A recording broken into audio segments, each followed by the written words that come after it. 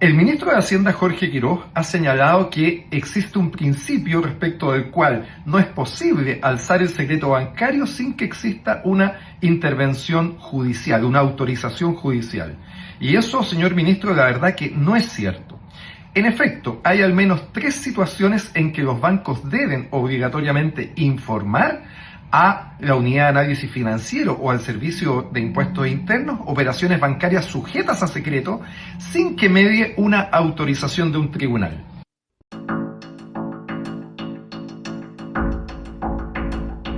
Esto es Más 569, el podcast, en Spotify y en YouTube. Soy Jorge Garretón. Partimos con un nuevo episodio.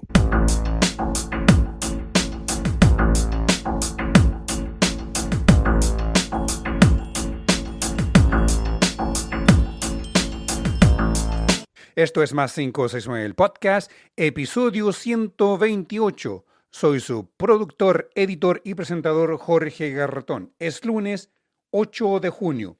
En este episodio, lavado de dinero, levantamiento del secreto bancario y luego Codelco. Esto es Más 569, el podcast, en Spotify y en YouTube. Como medio independiente, nuestro desarrollo y crecimiento requiere de tu ayuda para seguir creciendo. Más 569 en YouTube necesitamos de tu like. En Spotify selecciona el símbolo más. Invita a otras personas que ellos accedan para que ellos puedan acceder al podcast. Por eso es importante que des like, que comentes, suscribas y compartas. Vamos al episodio 128 de Más 569, el podcast.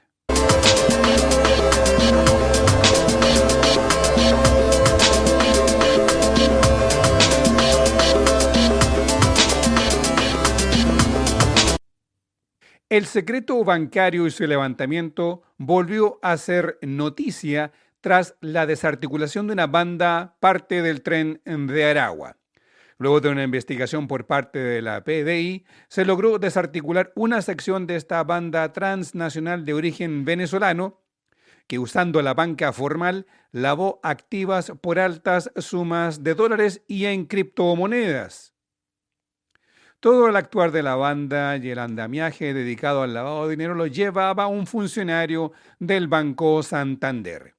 El ejecutivo bancario lavó, según información de la policía y de la fiscalía, 78 millones de dólares y 300 millones de dólares en criptomonedas. Esta operación de lavado de dinero es muy similar a la del clan Chen en Iquique. Ellos también usaban un ejecutivo bancario para lavar dinero desde el extranjero. Lo que queda claro es que funcionarios de la banca local están siendo cooptados para organizaciones criminales para mover dinero para que éste sea lavado y que una vez limpio poder ser enviado a otros países. La noticia volvió a poner en la palestra la necesidad de legislar para levantar el secreto bancario. Esta semana en el Senado se buscó debatir la medida, pero fue rechazada por la negativa a dar la unanimidad para el debate del levantamiento del secreto bancario por el senador ex RN, ex UDI, hoy republicano, Ignacio Urrutia. Senador por el Maule, sí, Ignacio Urrutia, hoy republicano, anteriormente de la UDI, anteriormente RN, bueno, de la derecha dura, sí o sí, y por el Maule. El debate se dio. La razón de por qué se solicitó por parte de la presidenta de la sesión, en este caso la senadora D.C. Yasna Proboste, en el contexto de una sesión especial donde el ministro de Seguridad, Martín Arrau, explicaba los lineamientos a seguir en el Ministerio de Seguridad. Esto ocurrió tras la presentación del ministro Arrau al momento previo que la sesión especial expirara. La senadora Proboste pidió una prórroga para alcanzar a votar el proyecto de ley de inteligencia financiera que permitiría levantar el secreto bancario y congelar cuentas asociadas al crimen organizado, entre otras materias que debe pasar a tercer trámite constitucional en la Cámara de diputados y diputadas. Pero el senador republicano de extrema derecha, que se disfrazó de RN, liberal, y después de la UDI, conservador, bueno, y ahora de ultraderecha, Ignacio Urrutia del Maule, se negó a prorrogar la sesión y a votar el proyecto. Esta es la razón argumentada por el senador Urrutia. Presidente, el artículo 97, si bien da la posibilidad efectivamente de prorrogar la sesión por 2/3, no en este caso porque es una sesión especial y por lo tanto requiere unanimidad y yo la unanimidad no la doy. ¿Por qué no? Gracias, senador.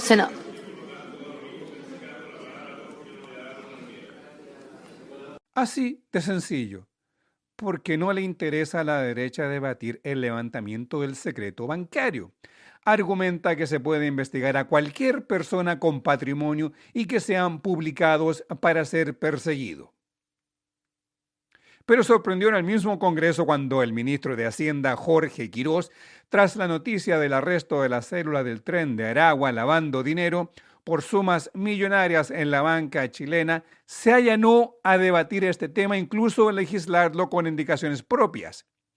Así lo explicaba el ministro Quirós. Les quiero adelantar que este tema nos interesa especialmente en Hacienda porque estamos combatiendo, además de la ineficiencia, los operadores políticos, los excesos de gasto, estamos combatiendo también el daño que le hace la economía ilícita.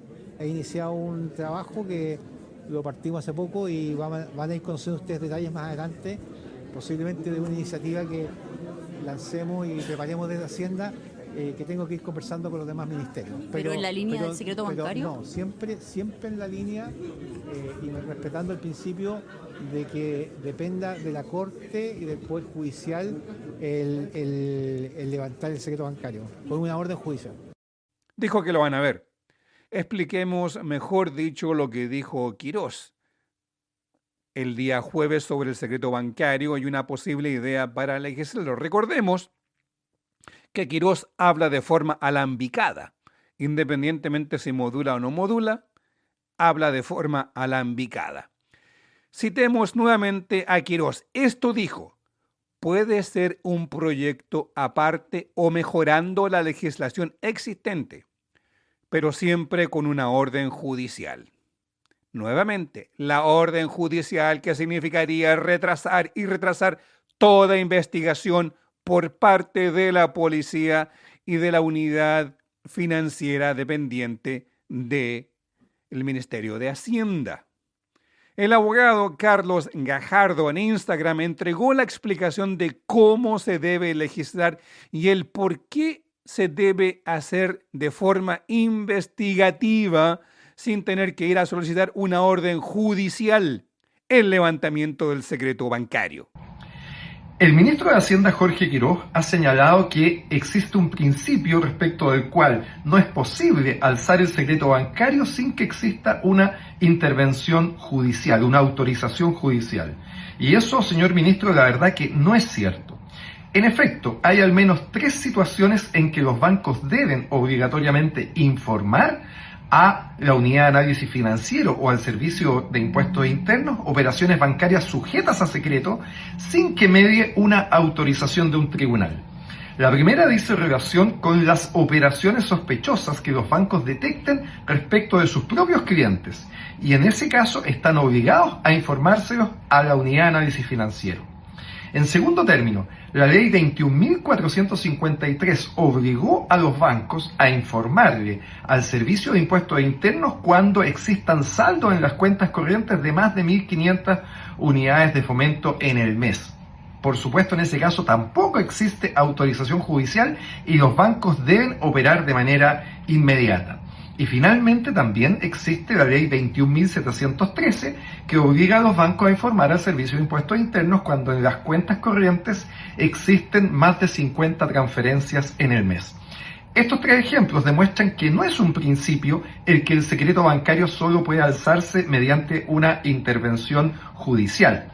Por el contrario, la mayor parte de los países de la OECD, salvo Chile y Australia, tienen mecanismos en que el secreto bancario puede ser obtenido administrativamente, y eso es justamente lo que se está proponiendo, que la unidad de análisis financiero pueda, en una investigación por un caso grave de lavado de dinero u otro semejante de crimen organizado, en que existan antecedentes de la comisión de posibles delitos, que eso sea requerido al banco de información bancaria de esa persona sin pasar por una autorización judicial, y esa norma es perfectamente coherente con nuestro sistema y está en línea cómo funcionan los países más importantes del mundo que componen la OECD. Es algo que Chile necesita para combatir de mejor forma el crimen organizado. El secreto bancario debe ser levantado para que se pueda investigar el lavado de dinero sin tener que ir a tribunales, ya que solicitar una orden judicial requiere de pruebas concretas para poder obtener la orden firmada de un juez o jueza de la República. En el intertanto, se lava y se lava y se lava dinero en los lavaderos de los bancos chilenos y se esfuma fuera del país. Pero ahora una nueva arista al lavado de dinero. Se supo que el Servicio de Impuestos Internos está cobrando impuestos al IVA a las casas de apuestas extranjeras que en Chile son ilegales al no contar con legislación vigente y que se encuentra siendo tramitada en el Congreso. Ahora, con la venia del Ministerio de Hacienda, el Servicio de Impuestos Internos cobra el IVA a todas las transacciones en Chile de casas de apuestas ilegales en contra de una resolución judicial que las declaró ilegales y en contra de una legislación vigente. Es decir, Impuestos Internos ahora, en este gobierno, actúa administrativamente cobrando IVA incluso posiblemente al lavado de dinero.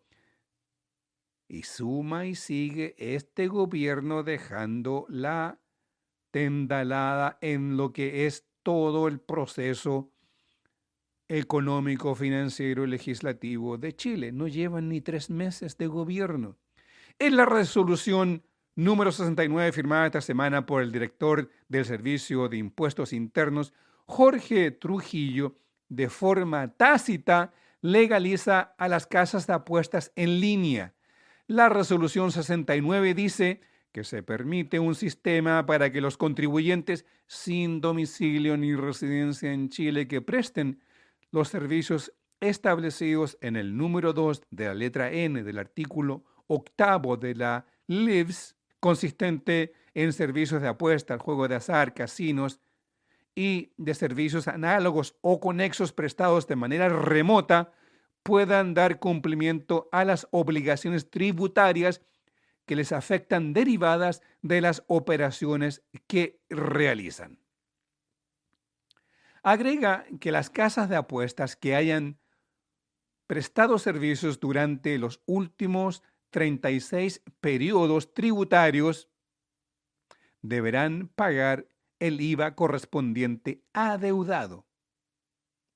Muy en su estilo de jugar de forma o de fuera de las normas legales, el ministro de Hacienda, Quirós, respaldó la decisión de Servicio de Impuestos Internos. Quirós dijo que el Servicio de Impuestos Internos es una entidad independiente, se rige por su director y el director aplica la ley. Y en esta materia, la ley la que compete a impuestos internos es recaudar los hechos que estén grabados. Quirós agregó que no piensa que sea una legalización encubierta de las casas de apuestas extranjeras, ya que lo que dijo Quirós es el deber del servicio cobrar impuestos. Recordemos, los tribunales de justicia declararon ilegales a las casas de apuestas extranjeras.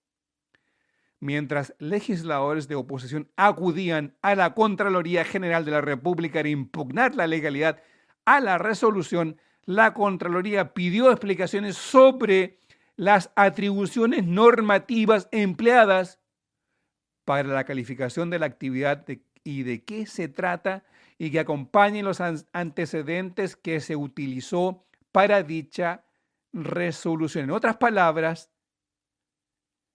está examinando la legalidad de la resolución de impuestos internos. Continúa la Contraloría. Se requiere especialmente que en su informe se aborden todos los aspectos planteados en las presentaciones y que además se refiera a las atribuciones normativas empleadas para la calificación de la actividad de que se trata, dice el oficio de la Contraloría. A la fecha, la única casa de apuestas en línea en Chile legalizada es la Polla Chilena de Beneficencia con sus diversos productos, entre ellos la Polla Gol. El diario electrónico El Mostrador, en su editorial del día 5 de junio, opina sobre la realidad del lavado de dinero. Dice que el crimen organizado cuenta con abogados y contadores y cada vez se hace más evidente la corrupción que ha ido permeando poco a poco a ambas policías, así como también a Gendarmería, Fuerzas Armadas y también la Fiscalía. Hablamos acá de los órganos que constituyen la primera línea de contención, una barrera que se advierte cada vez más porosa. Recomienda el Mostrador que hay que revisar las competencias y capacidad de la UAF, sacarla del alero del Ministerio de Hacienda y ponerlo bajo el Ministerio de Seguridad Pública. Se requiere también dotarla de mayores capacidades o de lo contrario, su cooperación al Sistema Nacional de Inteligencia será insuficiente. Luego dice que se torna imprescindible que el Servicio de Impuestos Internos se querelle en todos los casos en que se utilizan empresas de fachada para lavar activos o justificar ingresos ilegales, para pensar de cómo este ejecutivo de derecha logra reformar estos eslabones que se intentó hacer en el gobierno del presidente Gabriel Boric. Esto último es mío. Pero siempre la derecha se ha opuesto al levantamiento del secreto bancario. Vamos al break y regresemos con Codelco. Esto es Más 569, el podcast, episodio 128. Soy Jorge Garretón.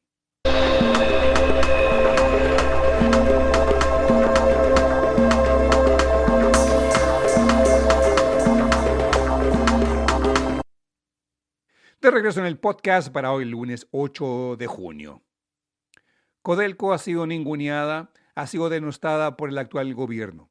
Máximo Pacheco, su expresidente del directorio de la empresa estatal más importante del país y una de las empresas mineras más grandes del mundo, fue denostado por el hoy ministro de Hacienda, Jorge Quirós. Además, por el ministro de Minería, que no hay, pero bueno. Sí, el ministro de Economía, que también asume el rango de ministro de Minería, Daniel Mas, quien cuestiona la falta de productividad en Codelco a pesar de los temas estructurales de la empresa, que ha demorado en llegar a implementar los diversos proyectos de expansión de sus diversos minerales en el Teniente Chuquicamata, Salvador. Los ministros Mas y Quirós culpan a Codelco y a la gestión de Máximo Pacheco por no producir más cobre, sin considerar los cambios estructurales que está implementando Codelco y cambios estructurales que se han ido atrasando por diversos temas, laborales o también legales. ¿Se acuerdan de la muñeca bielorrusa? Bueno, ese es uno de los problemas en Salvador. Como también lo culpan de implementar la estrategia del litio y las asociaciones estratégicas con otras mineras privadas en Chile. Pero Mas y Quirós quería más producción. Recordemos que Quirós tiene una venganza contra Máximo Pacheco, porque mientras fue presidente de Codelco, de su directorio, rechazó reunirse con un empresario que contrató a Quirós. Francisco Javier Errázuriz, no Frafra el papá, sino que el hijo, el Frafra está fallecido, el hijo, quien tiene pedimentos en el Salar de la Cama y busca explotar litio. Quirós asesoró a Errázuriz para que pudiera iniciar explotación de litio. Pacheco siempre les dijo que no, Por ahí va toda la crítica contra Pacheco y su gestión en Codelco.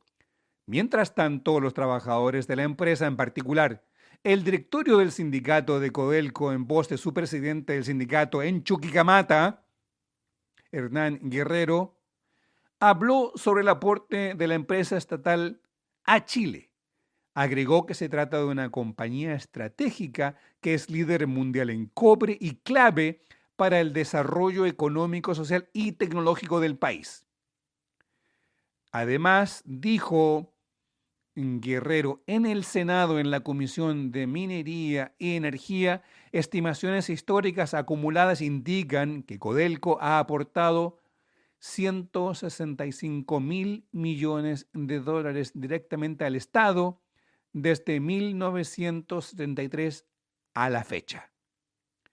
Y el 2025, el aporte efectivo al fisco fue de 1.178 millones de dólares. Corrijo, 1.778 millones de dólares. Esto es lo que dijo Guerrero en la Comisión de Minería y Energía del Senado esta semana pasada. Nosotros como sindicato Chuquicamata, cierto que somos la organización sindical más grande y más numerosa de toda la corporación, no solo de la división, desde hace unos cuantos años atrás hemos jugado un rol, creemos nosotros, importante en la opinión de cómo se ha gestionado la compañía. Así como en muchas ocasiones hemos reconocido la buena gestión, también hemos sido extremadamente críticos respecto de cuando las cosas se han hecho de manera poco adecuada. Hemos tenido que asumir costos altísimos este grupo de equipo de la dirigencia sindical, desde persecuciones, desde agresiones físicas, suspensión y expulsión de algunas otras organizaciones por enfrentar la situación y decir las cosas de la manera en la cual nosotros la vemos. Y eso mismo es lo que nos ha llevado, en definitiva, a que la mayor cantidad de trabajadores y trabajadoras de la división Chuquicamata no se elijan como su organización sindical. Por lo tanto, a nuestro entender, vamos por el camino correcto, por el camino adecuado, más allá de que esto a algunas personas le incomode. Y en esa línea es que nosotros queremos compartir esta presentación con la sala para ir exponiendo y explicando cada uno de los puntos que allí tenemos, ¿ya? Como podemos ver allí en la presentación, nosotros quisiéramos como primera cosa entregar algunos antecedentes, ¿cierto?, de cómo vemos nosotros qué es Codelco. Entonces, nosotros decimos que Codelco es la empresa del Estado estratégica más importante que tiene Chile, que somos líderes mundial en cobre y consideramos nosotros que es la clave para el desarrollo económico, social y tecnológico del país. Y si nos ponemos un poquito más agrandados, podemos decir del mundo, porque el mundo hoy día necesita justamente este producto del cual nosotros somos bastante ricos. A través del tiempo, como ya se ha dicho y es de conocimiento público, los aportes que ha hecho Codelco al Estado desde que existe la corporación, desde el año 73 al 2025, ¿cierto? Las estimaciones son de que el Estado ha percibido de esta empresa del orden de los 165.000 millones de dólares. Es algo que es importante resaltarlo en cada instancia, en cada oportunidad que tenemos, porque cuando aparecen algunas declaraciones por allí y estos afanes, este hambre tan grande que tienen algunos de poder privatizar la empresa, es importante que Chile entienda también qué es lo que ha aportado Codelco al Estado, ¿cierto? Información que también es de conocimiento público. El año 2025, ¿cierto? Codelco, a través del EBITDA, ¿cierto?, entregó del orden de los 7.000 millones de dólares en utilidades, 2.400 y algo más, ¿cierto? Y que eso, además del aporte efectivo al fisco de 1.700 millones de dólares que tiene que ver con la carga impositiva adicional que tiene Codelco respecto de todo el resto de la industria de la minería. En cuanto a producción, la producción, ¿cierto?, propuesta estaba del orden de los 1.334.000, finalmente con las empresas coligadas está sobre el 1.400.000, es decir, entre un 0,4 y un 0,5% adicional a lo que se había programado. En cuanto a la dotación, que es lo que nosotros representamos, ¿cierto? Los trabajadores y las trabajadoras, trabajadores propios, Codelco tiene del orden de los 16.000 trabajadores o 15.000 y algo, y en cuanto a contratistas, que es un valor que cuesta un poco dimensionarlo porque es bastante volátil el número, pero está sobre los 60.000 trabajadores, o sea, es decir, Codelco entre propios y terceros tenemos el orden de los 75.000 trabajadores en la compañía. Esta es información pública que nosotros lo que hacemos es compartirla y relevarla nada más en esta oportunidad. Respecto del presente, ya nosotros decimos que efectivamente Codelco ha tenido en el último tiempo un aumento de la deuda, que es lo que se ha hecho mucha rimbombancia en estos últimos días en cuanto a los proyectos de inversión. Si bien es cierto, no nos corresponde a nosotros aquí tal vez dar más explicaciones, pero quienes debieran darla, aquí se debiera resaltar el tema, o sea, cómo se le puede pedir a una compañía en el cual el dueño le extrae absolutamente todos los recursos, ¿cierto? Para que esta compañía siga creciendo, siga llevando adelante los proyectos estructurales y poder desarrollarse. Entonces, al no tener otros recursos, uno dice, oye, claro, no hay otra opción que es el de la deuda. A nosotros como trabajadores y representantes de los mismos, obvio que eso nos preocupa, nos molesta, nos incomoda y nos gustaría que la compañía no estuviese endeudada. Por lo tanto, ahí hay una tarea importante, como lo decía recién también el vicepresidente, de los desafíos que tiene la compañía. Ese es un desafío que no depende ni de la corporación o quienes la dirigen, ni mucho menos de los trabajadores. Eso es un tema que probablemente recae justamente en esta sala donde estamos, que es el poder legislativo, ya de poder, porque todos sabemos, las empresas privadas, que se nos compara tanto, los gente que opina, los opinólogos que están hoy día ahí dicen que Codelco está tremendamente endeudado y que por lo mismo hay que privatizarle, nos comparan con los privados, pero los privados invierten a lo menos un 30% cada año de sus utilidades y Codelco no invierte nada. Entonces, la invitación que nosotros hacemos es esa, a los que están opinando, que digan las cosas tal cual como son y también invitar al Poder Legislativo para que pueda analizar esta situación. En cuanto a las relaciones laborales, en nuestro presente, nosotros como dirigentes sindicales calificamos que las relaciones laborales han sido de muy mala calidad en este último tiempo. Y eso queremos decir, no solamente en este gobierno que está terminando o terminó, sino que en los anteriores también. Tenemos la esperanza, obviamente, que eso vaya cambiando, porque en una empresa donde hay buenas relaciones laborales, los trabajadores tienen mucha más motivación, tienen muchas más ganas de aportar y nosotros consideramos que allí hay también un tremendo desafío o tremendas oportunidades en las cuales se le dé a los trabajadores más espacio, más oportunidades para que hagan aportes de cómo ir mejorando en los niveles de producción, en la contención o rebaja de costos y principalmente en el tema de la seguridad que nosotros compartimos indudablemente con la administración de la compañía en que ese debería ser uno de los pilares fundamentales, el tema de la seguridad. Los costos en cuanto al C1, ¿cierto? Y el C3, también es evidente que ha habido un incremento en el último tiempo, pero tiene relación con lo mismo que estamos hablando, el tema de los proyectos estructurales, el tema de que son minas mucho más viejas que las privadas con las cuales se nos compara, las leyes también son muy distintas y además tenemos procesos que la minería privada no lo tiene, como la fundición y la refinería, ¿cierto? Que vamos a detallar un poco más adelante el tema, pero también son procesos que el resto de la industria no lo tiene aquí a nivel nacional y eso nos ayuda a también o afecta en el incremento de los costos. Pero así y todo, es una empresa absolutamente rentable. Y aquí quisiera intentar explicar algo que yo sé que la sala lo entiende mejor que nosotros. Si hoy día la empresa tanto pública que representamos nosotros y la empresa privada, si uno dice, oye, en promedio el costo de producción está en los $2 la libra y el precio fuera $3, se gana $1 por cada libra producida. Pero cuando sin hacer absolutamente nada, solo porque cambia el mercado, el precio de la libra sube a 6,67 que estaba ayer. Y si sigo con el ejemplo de los 3 y paso a 6,67, o sea, la minería gana $3,67 por cada libra sin hacer absolutamente nada distinto.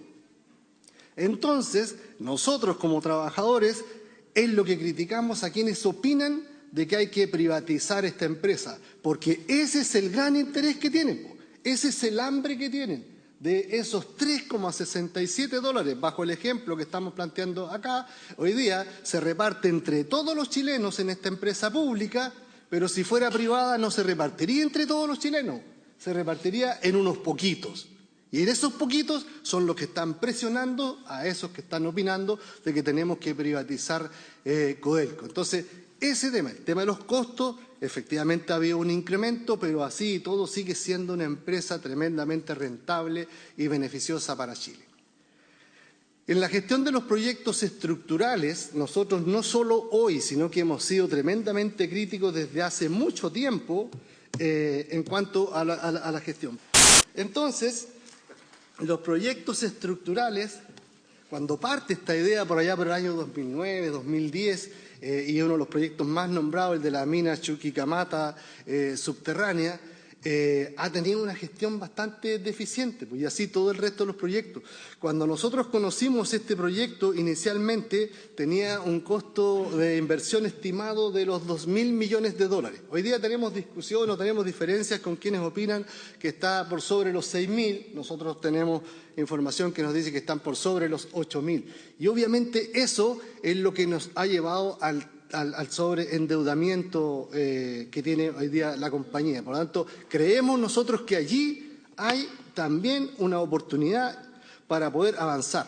Y lo que es más relevante aún, y nosotros queremos resaltarlo una vez más porque lo hemos hecho muchas veces, ¿quiénes han estado a cargo de los proyectos estructurales? La vicepresidenta de proyecto que ha fracasado en todo este tema, no les ha pasado absolutamente nada.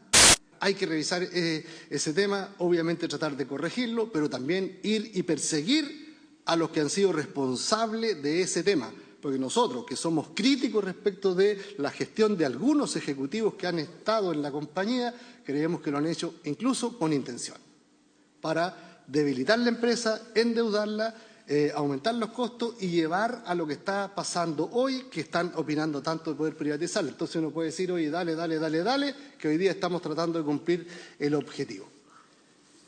En lo cuanto a la gestión en seguridad, ¿cierto?, y los accidentes fatales, obvio, qué duda cabe, ¿cierto?, de que eso no ha estado bien. El gobierno corporativo anterior declaró una política de 0 fatalidad. Lamentablemente, eso no fue así y durante el periodo tuvimos ahí, entendemos nosotros, 11 accidentes fatales. Por lo tanto, algo hay que hacer respecto de eso y nosotros también hemos criticado, hemos hecho propuestas al respecto y queda un espacio importante ahí para avanzar.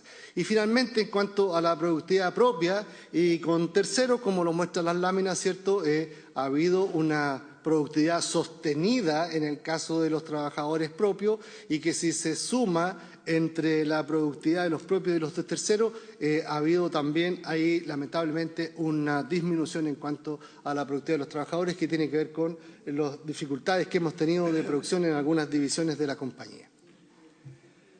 Bien, entonces, y en otro contexto también, nosotros queremos relevar, ¿cierto?, desde nuestro punto de vista, y creo que coincidimos en gran parte con lo que ha estado declarando la administración actual, los nuevos pilares estratégicos que debiera seguir el gobierno, ¿cierto?, que es la seguridad y la prevención de riesgo, y que se creó este comité de seguridad y sustentabilidad, ¿cierto?, como se decía. Entonces, esas cosas nosotros la verdad es que las celebramos, las aplaudimos y al mismo tiempo ofrecemos la disposición para que podamos trabajar en conjunto, y cierto, con la entrada en vigencia del Decreto Supremo 44, febrero del año 2025, a las organizaciones sindicales le da un espacio importante también de poder participar en el tema de la seguridad. Así que, por favor, eso que se entienda, aquí los trabajadores, tanto de manera directa como a través de sus representantes, que somos los que estamos acá, expresamos nuestra máxima disposición para trabajar en eso.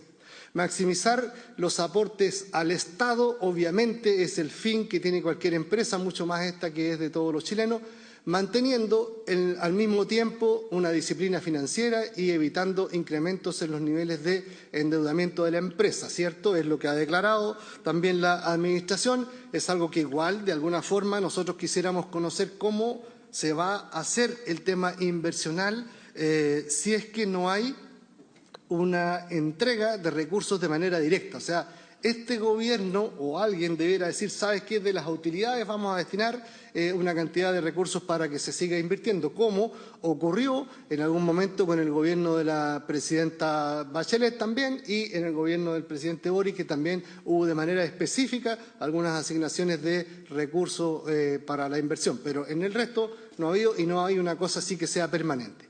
Fortalecer la transparencia y los mecanismos de control interno de la compañía. Nosotros también este tema lo celebramos, hemos sido bastante críticos y vamos a seguir siéndolo porque es cierto que el gobierno de manera formal no ha declarado el tema de privatizar, pero sí cuando habla de alianzas público-privado es un tema que a nosotros nos llama la atención y lo que es probablemente va a seguir ocurriendo es que no se va a privatizar de manera directa, pero de manera indirecta la compañía se está privatizando de manera permanente. Cuando le entregamos trabajos estratégicos, tanto en la operación como en la mantención, a empresas de terceros. Y aquí también, nuevamente quiero plantear un ejemplo. En el caso de fundiciones y refinerías, que no toda la industria de la minería en Chile tiene procesos de fundición, y que es un negocio bastante estrecho, es un negocio que probablemente está ahí al filo o incluso en pérdida a nivel de la corporación, pero uno hace la comparación. Las empresas de tercero que le prestan servicio a esa gerencia o a ese proceso productivo tienen tremendas utilidades y el mandante no tiene utilidades. Entonces, algo raro está pasando en ese tema. Por lo tanto, el fortalecer la transparencia y los mecanismos de controles internos también tiene que ver cómo se realizan los procesos de licitación, cuál es el costo que tiene efectivamente el trabajo de tercero, porque se dice el tercero es más barato, efectivamente el tercero es más barato, el trabajador, el contratista, el compañero nuestro que está ahí pelando el ajo en terreno, claro, gana menos que lo que gana un trabajador de Codelco, pero si uno le empieza a sumar todo lo que le pagan al dueño de la empresa contratista, finalmente termina siendo lejos mucho más caro que el tener internalizada esas labores. Continuar impulsando alianzas público-privado y un nuevo modelo de gestión para fortalecer la competitividad de la estatal. Ahí nosotros, la verdad es que ahí nosotros encendemos todas las luces y todas las alarmas porque creemos que por allí puede estar el tema del deseo que tienen los que están opinando respecto de privatizar Codelco. Entonces, en esta alianza pública-privada, nosotros los trabajadores, si bien es cierto no nos corresponde a nosotros administrar la compañía, pero sí, como trabajadores y como chilenos, tenemos derecho a opinar. Nosotros decimos hoy, celebramos cualquier alianza pública-privada que haga la compañía, pero en la medida que sea de crecimiento. Si vamos a hacer, y aquí planteo también otro ejemplo, nosotros como directorio, este sindicato, ha sido el sindicato que ha levantado el proyecto y la propuesta de ampliar la capacidad de fundición y refinería desde Chuquicamata, ¿cierto? Ustedes de Codelco lo saben, que es así, de pasar de 1 millón de toneladas a 2 millones de toneladas fundidas en Chuquicamata. Ejemplo, ese para nosotros sería un muy buen avance si es que se hace a través de una alianza pública-privada, porque nosotros sabemos y entendemos que la compañía no tiene recursos para disponerlos en esa inversión, ¿cierto? Pero si se hace una alianza público-privada y vamos con la inversión y aumentamos en 1.200.000 toneladas más de concentrado fundido con todas las ganancias que eso significa, eso nosotros lo aplaudiríamos y lo celebraríamos. Ejemplo contrario, si es que la administración pretende hacer una alianza público-privado con ese mismo proceso productivo, fundición y refinería, que inviertan para que los privados participen de un porcentaje de eso, eso es achicar la compañía y eso es privatizar. Entonces, en eso, a lo menos los trabajadores vamos a estar muy atentos en ese tema y también quisiéramos hacer la misma invitación, con todo el respeto a los señores parlamentarios.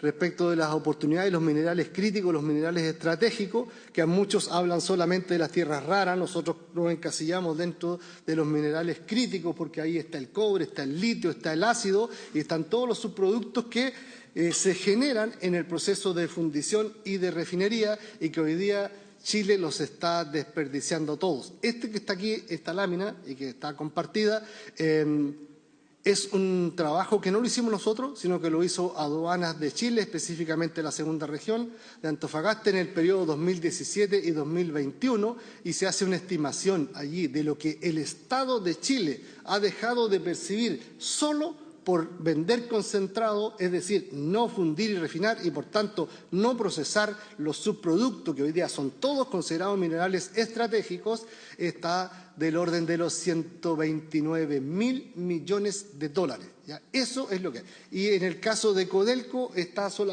por ahí del orden de los 14.000 millones de dólares. Solo Codelco, solo en la segunda región y solo en el periodo 17-21. Oye, los chilenos, imaginémonos si esto se procesara no solo en Codelco, sino que en toda la industria de la minería en Chile, si es que se fundiera y se refinara acá. Solo eso. No queremos asustar a Chile ni a los privados ni a nadie diciendo, oye, vamos a estatizar Codelco, el mineral. No, no vamos a asustar a nadie. Solamente decimos nosotros, si fuéramos capaces de fundir los concentrados que produce Codelco, solamente Codelco, estaríamos generando, ahí está, porque eso es solamente la segunda región. Si fuera toda la región, estaríamos hablando del orden de los 30.000 millones de dólares en todo Codelco, si fundiéramos nuestro concentrado. Y la deuda de la compañía hoy día son 24 o 25.000 millones, la tendríamos pagada allí.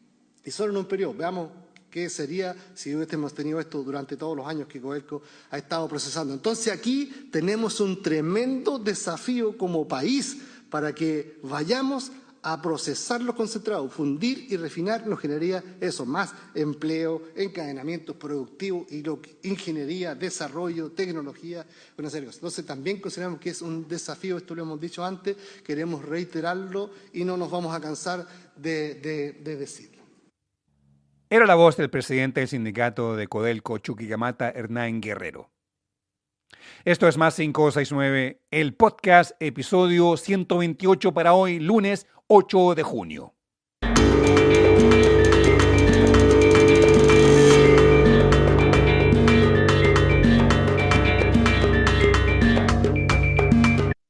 Ponemos fin al episodio 128 de Más 569, el podcast. Soy su productor, editor, presentador Jorge Garretón. Para el desarrollo de este podcast especializado en política y economía, necesitamos tu participación. En YouTube da like, en Spotify selecciona el símbolo más. Eso permite que más personas puedan acceder al podcast. Por eso es importante que participes, comentes, suscribas, compartas.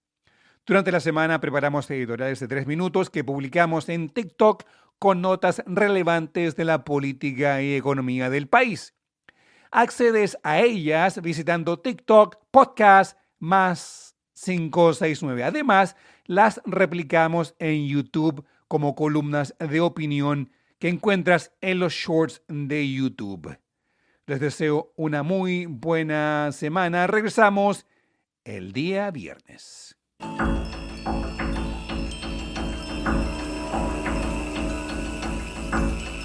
Así llegamos al final de esta edición de Más 569, el podcast, producido, editado y presentado por quien les habla, Jorge Garretón.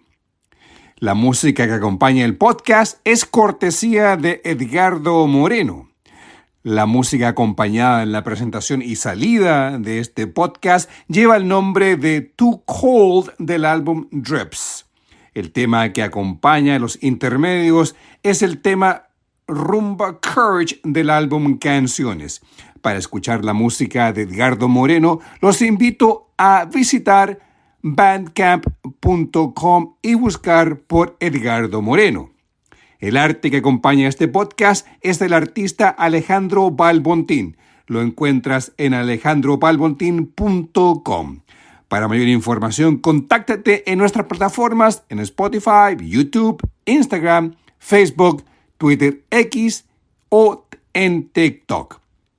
Por mail puedes escribirnos a podcast+569@gmail.com.